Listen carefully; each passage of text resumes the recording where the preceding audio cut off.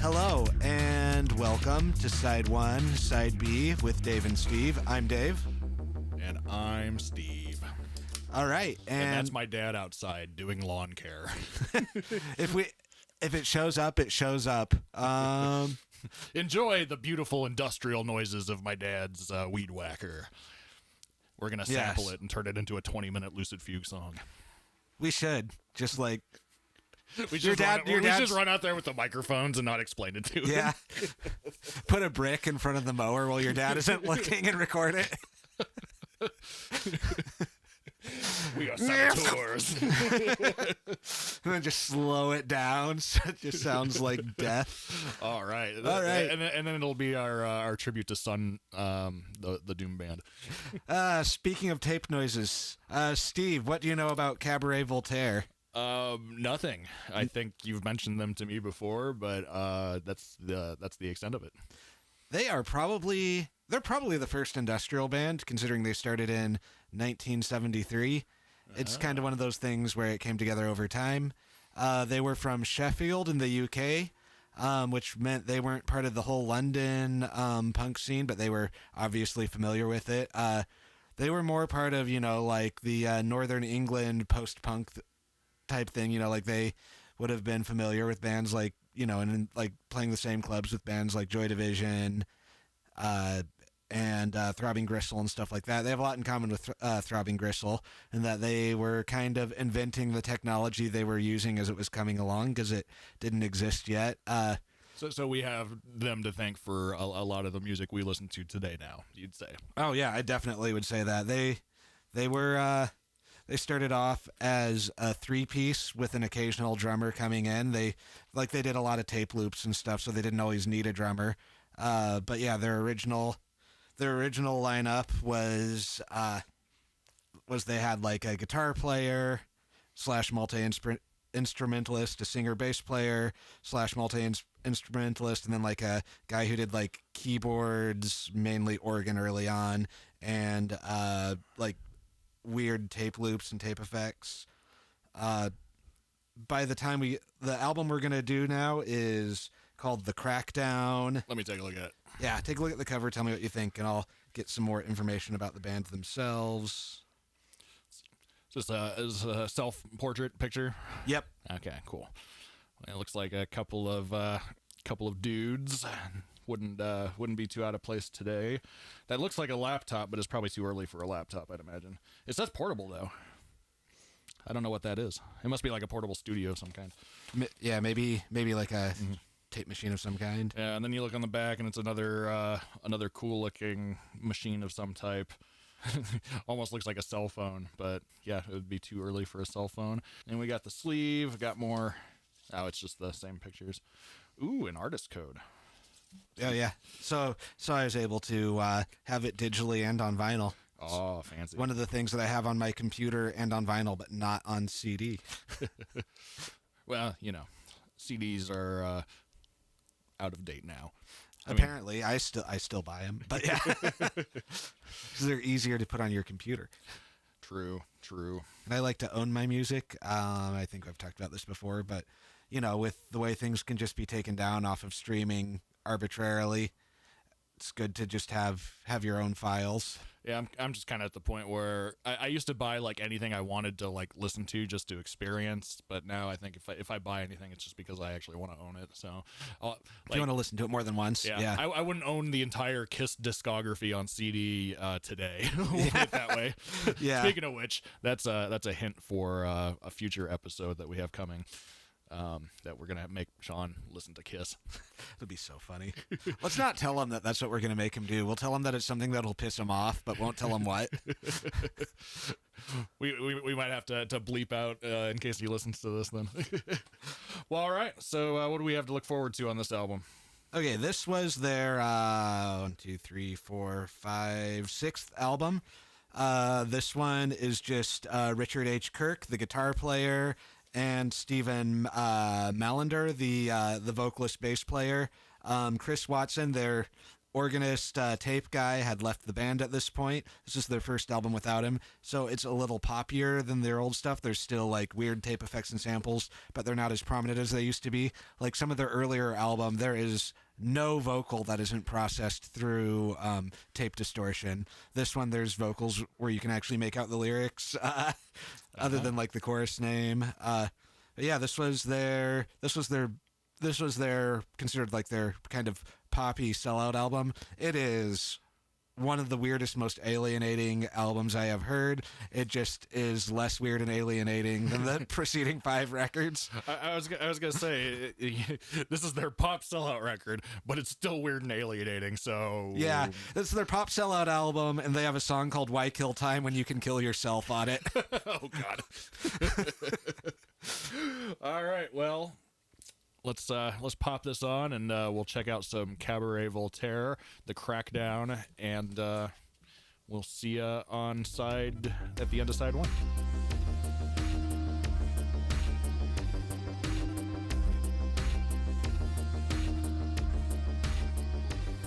Are we rolling? Yeah. Yeah. Welcome back to side 1. Sorry, yard work noise with Dave and Steve. That was the first side of the Crackdown by Cabaret Voltaire. A little more history of the band before we get into it. They named themselves after a nightclub from Zurich, Switzerland, that during World War I was like a big home for the Dada movement. So it was a bunch of angry, young, left-leaning to left-wing artists who were mad about the cruelty and inhumanity of the world going on around them, and were therefore making the most angry and alienating art they could. The club itself was named after the Enlightenment philosopher / comedian, basically Voltaire, who was pushing back against the relentless optimism of the Enlightenment era by making fun of it. So yeah, the long tradition of angry progressive people being jerks to people who kind of deserve it because society is not good around them. They came out of, England in the 70s and 80s, so didn't start during the Thatcher era, but like all the things that would lead to neoliberalism and austerity and all that were in the tea leaves for people who could read them, like a lot of musicians at that time. So yeah, they were angry leftist progressive musicians. Mm-hmm. Sounds like my kind of guys. Yeah, so that was them. What Steve, what did you think of that first side? As two guys that were born into the Reagan eras, you during the beginning and me towards the end, I could definitely relate to these guys. Yeah, I will say I quite enjoyed this a lot. It's definitely my what I've been looking for in my electronic exploration as far as what I'd like to see more of in adding to my playlist. I really liked the opener. 2424? Yeah. I'm one that really likes repetition in music, so I really like how they utilize repetition in their songs, particularly that one. And then I also really liked In the Shadows, how they played with the minimalism at the beginning there. But overall, I'd say all of these songs were excellent electronic songs. And, I could hear a lot of different styles of music that were either inspired by or probably either came up at the same time, so they were using some of the same equipment, because I could hear a lot of similarities with not only industrial, like you mentioned, but I was hearing a lot of similarities to early hip-hop.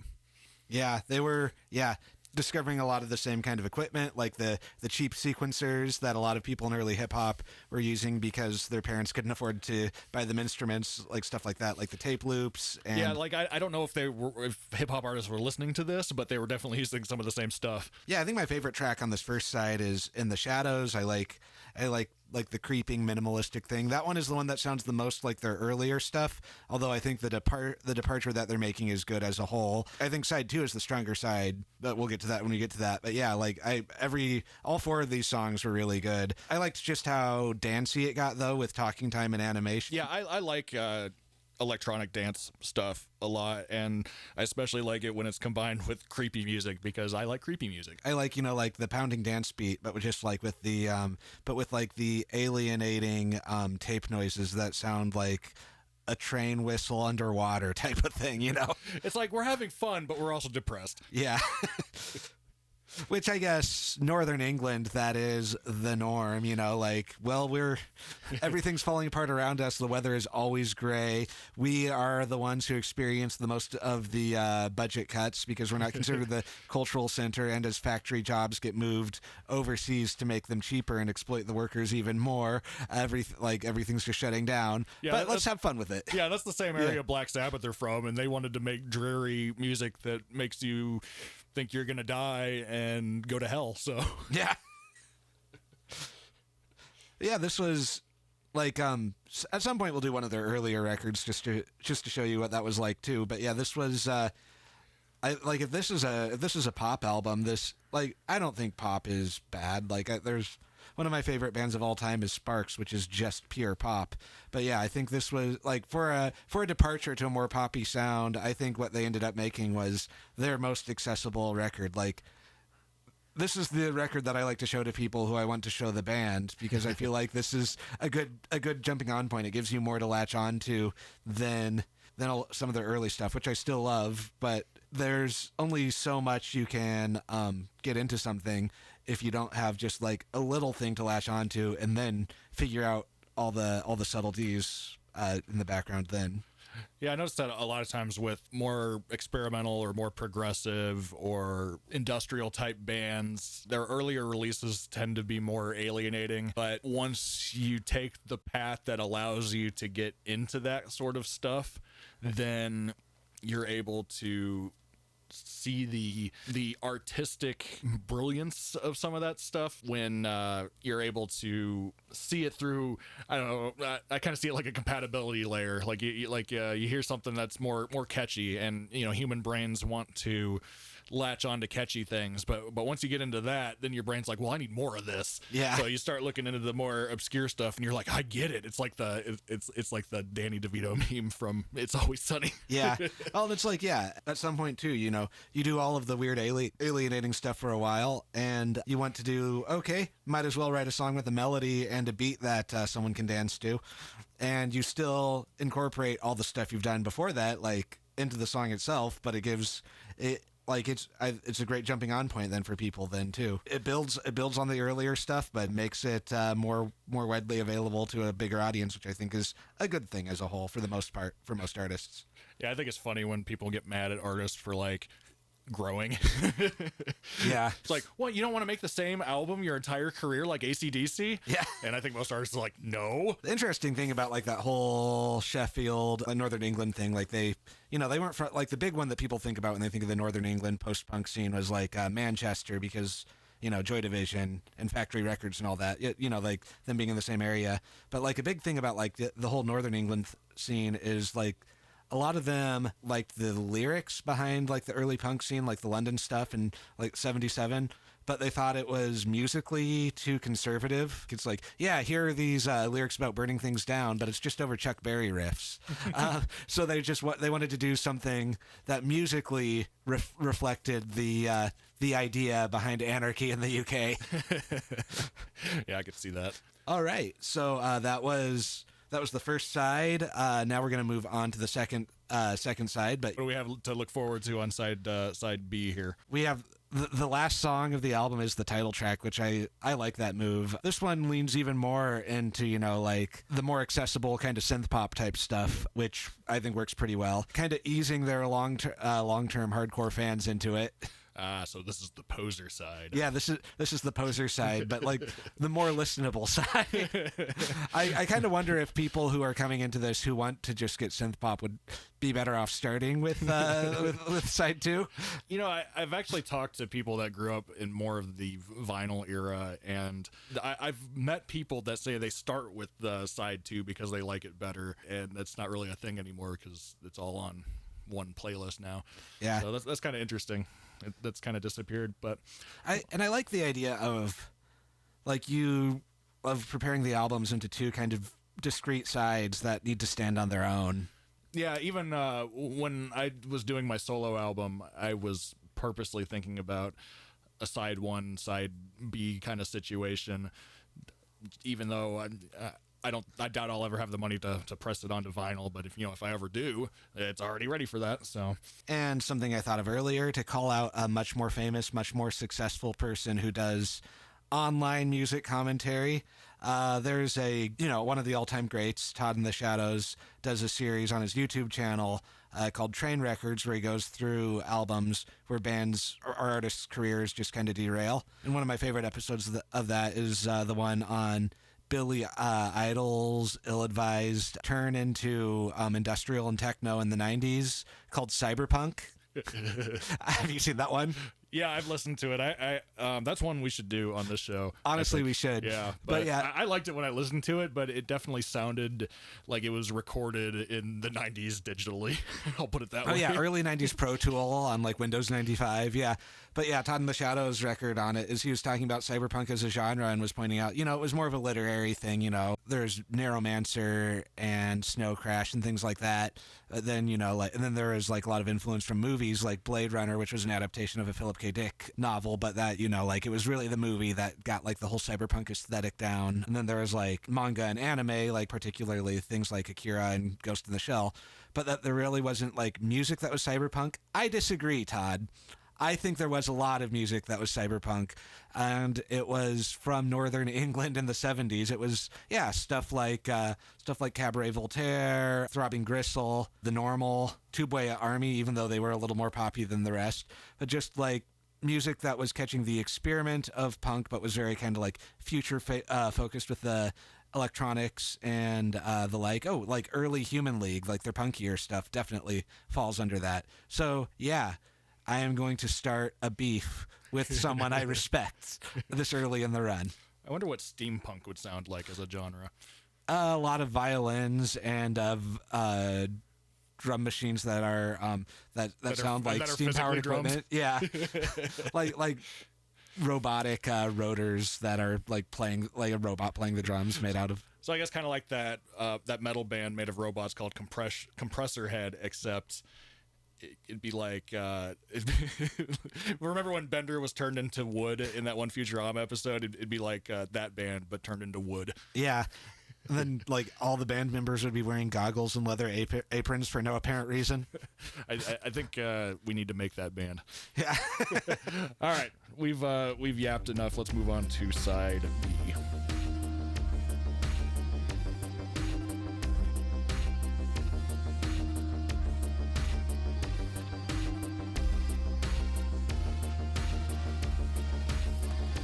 All right, we are back. That was side 2 of The Crackdown by Cabaret Voltaire. Steve, what'd you think? The first thing I noticed when it was playing is while it was overall more dancey than side 1, it was also darker. The first 2 songs had that baritone voice that kind of reminds me of Peter Steele, and it was really dancey but also kind of depressing. And then it goes into the next track, Why Kill Time When You Can't Kill Yourself, which is the most dancey with a very depressing title, but it wasn't like as depressing as those other 2 songs. I think I remember Haiti is probably my favorite vibe-wise. That's the one that's the most like their old stuff too. That's like droney tape sounds and like samples and everything's like super distorted, like the way you get by slowing down tape, that type of stuff. Yeah. And then Crackdown was probably my second favorite on the entire record. Crackdown's my favorite. Crackdown is the thing I put on when I'm in kind of like a bad mood because I'm watching like a lot of videos of police beating up protesters. We're recording this at a time when that is happening, by the way. But yeah, it was like a song I would like listen to a lot in 2020 while making sure my phone was in airplane mode when I was out in the streets. And that I turned off biometrics such as fingerprints. Leave it at that. It's a very like dark and paranoid album, but it's not talking about anything that isn't real either. It's not like be paranoid. It's not like an irrational paranoidness. It feels like very grounded. It's not a Joseph Stalin paranoid. No, yeah, or a David Icke, or yeah. It's It's a being a sensitive, creative type in Thatcher's Britain type paranoid. Maybe more like, I don't know, imposter syndrome type. Yeah. But yeah, it's a very good album. I really, really enjoy it. The two singles, I think, is interesting that they put them on the second side with just Fascination and Crackdown. The single version of Crackdown is edited for length because it's one of the longer songs on the album. Yeah. But it's a very good one. Like, I really like the way the different parts come in Crackdown, and like by the end, just like that really brutal sounding bass guitar, but with that kind of ethereal type synth, with Yeah, you mentioned you like the interplay between the synth and the bass, and I agree. It definitely enhanced the overall atmosphere of all of the songs. Yeah. Oh, they did. Even though they didn't release it as a single, they did make a video for Why Kill Time When You Can Kill Yourself, which is just like a washed out white background with them, miming playing the instruments. Their live set at this point was, like they would have their bass and their guitar strapped on them, and then they would have a drummer that they hired joining them, but then like they would be, like while they're playing, like would take breaks to hit different sequencers or like play the keys or play a tape loop. It was really interesting. It probably took a lot of rehearsal because like that's the kind of thing, having done that type of thing, where if you miss your cue, the whole song is ruined. So it's really hard to pull off live. Yeah, we record stuff like this with Lucid Fugue, and in the digital age, it's pretty easy. Even if you mess up, usually Dan or me can just fix it. But I have to imagine, the two guys trying to do this all with tapes had to have been interesting. Yeah. I'm not sure what kind of equipment they would have had in 1982, but it probably wasn't easy to operate. Yeah, and it was probably, like these weren't rich guys either. It was probably not like the most top of the line as a result too. It was like cheaper stuff. It wouldn't be like the Beatles. Well, they didn't exist in this time, but yeah, it wouldn't be what John Lennon would have had access to if he wanted to make an album like this. Well, yeah, and you look at the credits here, and you got Richard Kirk playing synthesizers, sequencers, guitar, clarinet, saxophone, shakuhachi. I think that's a Japanese stringed instrument, or a band, or like a flute or something. I don't know.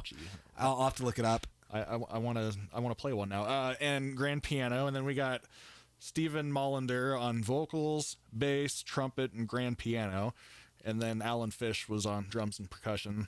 Okay, shakuhachi, Japanese bamboo flute. Oh, cool. And then Dave Bell, keyboard and rhythm assistants, rhythm programmers and tapes. Yeah, just all around, lots of good stuff here. It was mastered at Porky's Mastering, so I assume that means it didn't age very well. A lot of creeping on girls in the shower. Yeah. Oh no. Oh no. In general, I like albums where bands that were initially like either really heavy or really alienating in some other way for a general widestream audience, like the first one where they do something more accessible. I think Cabaret Voltaire continued to do good stuff after this, but a lot of times with stuff like this, when a band first moves into a more accessible direction, that first album where they do get more accessible is a really good album, and then it's just trying to replicate it where things eventually start to fall apart. It takes a while for things to start falling apart. Eventually they do. Eventually they run out of ideas, but it takes longer than you would think. Like they were a good early industrial band, and they were a good synth pop band that incorporated a lot of what they were doing in their industrial phase. It seems like pretty natural. Part of it is losing the guy whose main job is doing the tape stuff. What kind of live setup did they have to promote this album? Did they do a tour for it? Did they have to get session musicians, or did they get another lineup together to do the tour and then they recorded another album? What happened there? For this era, for the live stuff, you can see videos of it on YouTube if you look really hard. It's just the two of them and a drummer. They're like running all the tapes themselves. Oh wow. Like a few years later, they would like add more people, but like that's the point when people actually do start to consider it being diminishing returns. They were just kind of like running around stage hitting buttons. I was going to make a Rush comparison earlier, and that's getting more and more apt as we discuss this. Yeah, they were a band that entered I'd say a pop era where Neil Peart started experimenting with electronic drums and Geddy with keyboards, and they were definitely taking on a more 80s new wave style sound. And in a similar vein, for longest time I wouldn't check out 80s Rush because I was like, oh, it's not as good as their 70s stuff because it's not rock. And then of course when I listened to what's the one with Subdivisions on it? Oh, Moving Pictures? No, that's the one That's after. the next one. Yeah. Or that's the one before. Before, yeah. Signals. Yeah. When I listened to Signals for the first time, well, I guess I'll make the Danny DeVito joke. It's like, oh, I get it. Yeah. I think Rush's new wave period did end up getting stale, and then they realized it and they moved on to like their 90s sound. But but while it wasn't stale, they did some amazing stuff with it. Oh, and it's like, go back to Rush some, like before they moved into the new wave period, their kind of blues rock stuff was getting stale. So like their proggy blues rock. It's oftentimes when a band changes sounds, it's for the best. Again, not everybody wants to be AC/DC. Yeah. Even Motorhead, who was more of a genre slime, I'd say, eventually changed their sound. Yeah. It took them decades rather than years, but I hate it when people don't think bands should experiment and change their sounds. I agree that sometimes they take it too far, but at other times it's people would instead hate if Metallica was still making thrash albums to this day, everybody would be like, oh, they're still making thrash albums. Yep. Cool. Yeah. Well, it's like, as someone who has songwriter ADHD, like if you listen to my stuff, like you could argue that that each song is a different like subgenre at least. But yeah, like when my old band Gong Farmer, we weren't intentionally setting out to become a goth band. It's just someone else called us one, and it's like, oh yeah, we kind of are that now, huh? And we just kind of stuck with it. Yeah, that works. Yeah, we'll go with that. We all like The Cure and Bauhaus, and I paint my nails. Sure, let's just go with this. Yes. Yeah. Well, yeah, I'd say overall there wasn't a song on that album I didn't like. I thought they were all bangers and had a very interesting sound that I could shake my head to and shake my foot to, and I would definitely recommend it to anybody that's looking for something in the electronic vein. If you're like if you're a fan of industrial or post-punk or hip-hop or just good music in general, this would definitely be an album you would love. Oh yeah, it has, like, if you're a fan of like the kind of sounds you get on hip-hop by like early Rhythm Machines, there's a lot of that. They were, they weren't in the same space because Northern England, it's not like they were Blondie or The Clash who were going directly into New York and hanging out with the hip hop musicians, because I don't know if they ever toured the U.S. I'd have to double check that, but like they weren't successful enough to be international superstars and do that kind of thing. So they're just in their dreary little corner of Northern England, coming across some of the same sounds on their own, which I think is cool. I'd be curious to hear what a hip hop head would have to say about this album, because I'm sure they would really dig it. Yeah, if I was a rap DJ, this is one of the places I would go to find samples, honestly. That reminds me, which song did I think reminded me of Ferris Bueller? I think that was actually the part in the like in the Crackdown near the end when the bass is just like kind of so loud and distorted that's bo bo bo. Yeah. Yeah. I was just picturing Ferris Bueller running away from his principal, just the entire time. And I turned to Dave, I'm like, this is Ferris Bueller. Yeah. What is Ferris Bueller but someone trying to escape a crackdown from authority figures? Am I right? Exactly. This album, or at least that song's about Ferris Bueller, confirmed. Yes. It is not about when I may or may not have broken some laws. Well, all right. Well, that was Cabaret Voltaire's album, The Crackdown. Before we wrap up, too, just to cite some sources potentially, a lot of this is stuff that I got from reading. A lot of the stuff I've read on this band was from the book Totally Wired, Post-Punk Interviews by Simon Reynolds. Been a while since I read it, so I can't point to you which page where things were said.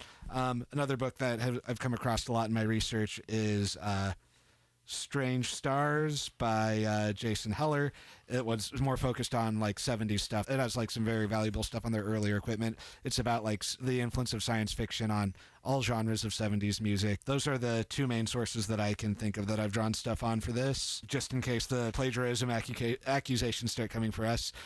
Those are what I remember reading at some point about this stuff. Stole it! Yes. Well, all right. Well, next time I'm bringing in an album by the band Samson, who were in the new wave of British heavy metal movement, notably the first major band that Bruce Dickinson sang for before he joined Iron Maiden. So, Dave, are you looking forward to that one? I am a big fan of Maiden, and it will be interesting to see what Bruce was like before that. It is I, Future Steve, here for a minor correction. My next album will actually be from Ace Frehley because we had some scheduling conflicts, so we ended up having our guitarist from the Illiterates, Sean, stay by, and we reviewed Ace Frehley's solo album, which we talked about at the beginning of the episode, so it's coming full circle. Yeah, and then for my next episode, so 2 episodes from now, I'm going to do a very different kind of dance music, and we are going to talk about the B-52s at that point. All right. And then we can reference the Chop Suey edit again. Again. Well, all right. Well, if anybody wants to check out the music that we make, you can check out my website, killrockmusic.com. That's KILRAVOCK music.com. And you can check out the playlists from The Illiterates and Lucid Fugue. That's our post-punk and experimental band, respectively. And if you like this album, you'll like the stuff that we made there. Do you got anything to plug, Dave? Well, I guess since I mentioned Gong Farmer again, the band camp for my old band is Gong Farmer, GONGFERMOUR.bandcamp.com. You can kind of see, like, if you go from, like, the first album to the second album, the point where it went from, I don't know, like, quirky Devo type synth punk to more goth stuff. You can see the darkening over time.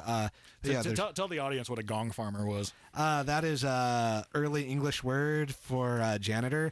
It literally translates as dung farmer. So it's like the person who would scoop the shit out. So yeah, that was for the king. Yeah, for the king. That was kind of a joke and like about that, and that we were highly educated people who were working minimum wage jobs at the time. Well, all right. Well, that's it. Go listen to Cabaret Voltaire, and we'll see you next time. Yep, catch you on the flip side.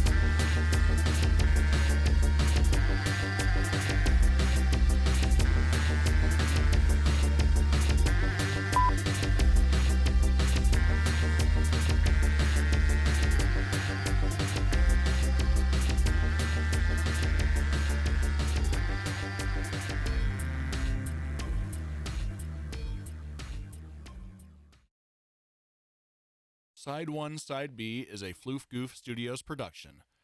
Buy our theme song, Non-Euclidean Pornography, on lucidfugue.bandcamp.com.